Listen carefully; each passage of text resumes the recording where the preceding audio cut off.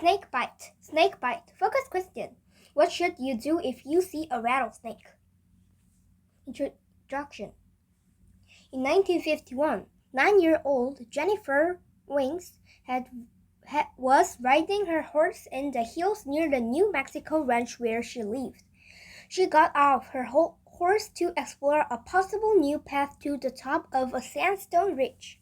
Climbing up a cliff face, she reached above her and grabbed hold of a ledge. Zap!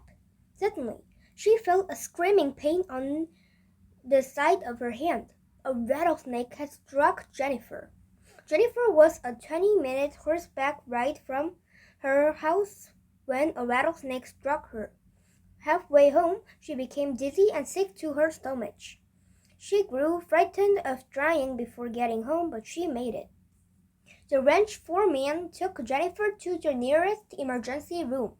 Doctors told them that the hospital had run out of its medicine to treat rattlesnake strikes. Jennifer was unconscious for most of 3 days and had several symptoms, but she survived. Today, Jennifer hardly has a scar from her rattlesnake strike. She is one of the lucky ones. What happens when a rattlesnake strikes a person? What medical treatment do snakebite victims receive? What can you do to avoid being struck? Answer these questions as you learn about rattlesnakes and the deadly strikes they can deliver. Rattlesnake basics. Scientists have identified 31 species of rattlesnakes. Rattlers, as the snakes are commonly known, live in most of the United States, Mexico, and Central and South America. They also live in southern Canada. They can be found in deserts, swamps, forests, prairies, and mountains. Rattlesnakes are most common in dry parts of the southwestern United States and northern Mexico. Rattlesnakes have a bad reputation because of their danger to people. But let's take a moment to think about rattlers apart from humans. These amazing creatures are among nature's most efficient hunters. They hunt small animals by surprising them or catching them in their burrows. Rattlesnakes can find prey even in total darkness. They mostly use their sense of smell and sense of heat. Special areas on their face can sense heat. Even if their prey is completely still, a rattlesnake can sense it by the heat its body gives off. Rattlesnakes can also smell prey with their tongue, which sends the smells to a special sense organ in their head. Rattlesnakes are not nasty animals that go out of their way to hurt people. They don't want to meet up with you any more than you want to meet up with them. But they know how to defend themselves if they think they're in danger. They shake the rattle on their tail as a warning to people and other animals to stay away. If their warning is not heeded, they strike. Most people who are struck by a rattlesnake don't die. However, they suffer terrible pain, and some, like Jennifer, need skin grafts or even more extreme medical treatments. Snakebite victims may end up with bad scars or other permanent body damage. It's fact. You can count on a rattling noise as a warning. Rattlesnakes don't always rattle before they strike. Sometimes they rattle after they strike. In Jennifer's case, the buzzing noise and the strike seemed to happen at the same time. Rattlesnakes, like all reptiles, are cold-blooded. Their body temperature rises and falls with the temperature around them. If they are too cold, they move to a sunny spot. If they are too warm, they move under a rock or to an underground stand. If you are outside on a hot day in rattlesnake country, you can bet that rattlers will be resting in the shade under rocks, bushes, or cacti. Or imagine you're climbing a steep trail on a cold morning, and you grab hold of a rock above you to pull yourself up. If you can't see the top of the rock, you might startle a rattlesnake that's burning itself in the sun. Jennifer learned that that's the hard way. Fangs and venom. Rattlesnakes have two long, hollow fangs that they use to inject venom into their prey. The venom travels to the fangs from glands in the rattler's head. Muscles squeeze the glands, forcing venom to travel quickly to the fangs and into the victim. Fangs are flooded when a rattlesnake's mouth is closed. A rattler extends its fangs and spreads them before striking. The fangs break the skin of the prey. Then the rattlesnake sinks the fangs into flesh and injects venom before quickly pulling back its head. The deeper the fangs sink, the greater the chance that the venom will kill the prey. Word-wise. Rattlesnakes are correctly called venomous, not poisonous animals. The word venom refers to something harmful that an animal injects into the bloodstream of its victim. The word poison usually refers to something that is harmful when swallowed, breathed, or touched. Rattlesnakes have extra fangs tucked inside their upper jaw. If a fang breaks, a new one drops down. Rattlesnakes also shed their fangs several times each year. Nature has made sure they have extras because rattlers cannot survive without the fangs. Rattlesnakes are born leaf, not hatched from eggs like most other snakes. A newborn rattler has no rattle to shake as a warning, but it can still inject venom. Every rattlesnake strike can be deadly, no matter how young or small the snake is.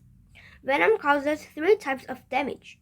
It travels through the bloodstream, destroying red blood cells and keeping blood from clotting. It also paralyzes muscles, including the heart and others that control limbs and breathing. Venom also attacks cells directly, breaking down organs and tissues. Symptoms and treatment. How do you know if a rattlesnake has struck you? Of course, you know if you see it or hear its rattle. But some people never see or hear the snake, and others are too young to tell anyone what happened to them. You might accept that a rattlesnake strike would leave a pair of marks, but a rattler can strike even if it has lost one of its fangs, so it might leave just one mark. It's not always easy to tell if a wound is from a rattlesnake strike because a person's symptoms develop over many hours. Doctors first try to rule out other things, such as bee stings and spider bites. Redness, swelling, and severe pain are common symptoms of a rattlesnake strike. A bruising may spread from the area of the strike. People may feel weak or go into shock, but not every victim has the same symptoms. Some may have blurry vision and feel sick to their stomach or faint. Before the late 1990s, only about half of rattlesnake victims are given antivenin, the medicine for treating rattlesnake strikes. A person's reaction to the antivenin could be extreme and might put his or her life in danger. Doctors now have a safer type of antivenin, so it can be used more often. Math minute.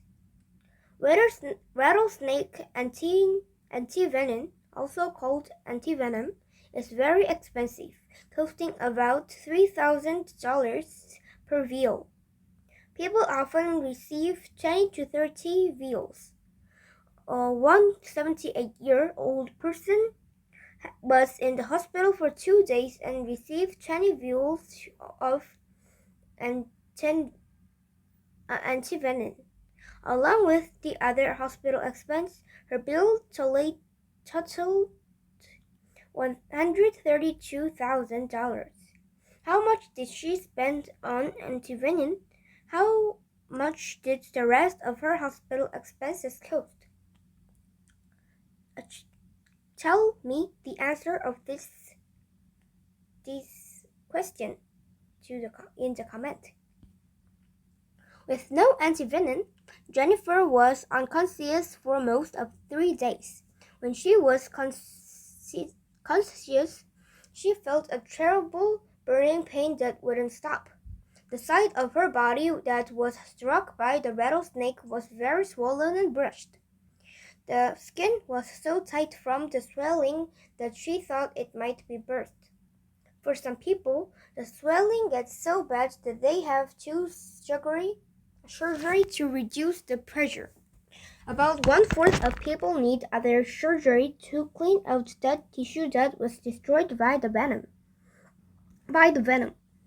Jennifer rested for months when she was finally able to go home. 3 weeks after her rattlesnake strike, most of her symptoms had become less severe. Her hand and arm were still swollen and had dark, peeling skin. After she healed more, she had 3 skin grafts to close the wound. Some snakebite victims also need other surgeries to get blood flowing again in the area of the strike. About 1/4 never regain the full use of the damaged body part. Sadly, sometimes tissue damage is so bad that a body part must be removed. Conclusion. Rattlesnakes are part of the web of life and an important link in many food chains. Without rattlesnakes, the numbers of mice and other small animals would become too large, and nature's balance would be upset. Like all other living things, rattlesnakes have a right to live. Although they can be frightening, rattlesnakes are only a danger to people who startle or threaten them. When you are in rattlesnake country, respect the creatures that are living there. It's not much different from respecting the rules when you visit a friend's home.